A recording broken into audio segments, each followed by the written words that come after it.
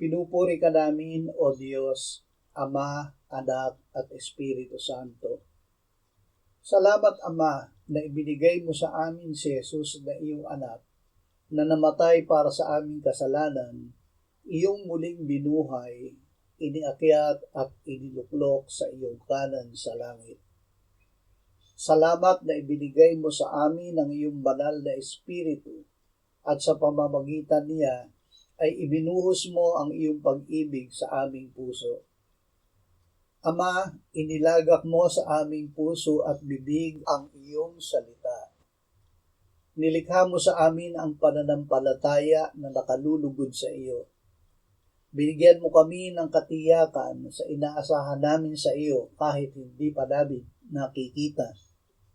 O Espiritu Santo, akayin mo kami na gawin ang salita ni Jesus upang manatili kaming nakatayo sa Kanya.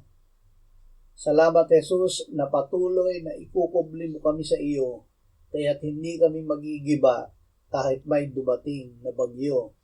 Amen.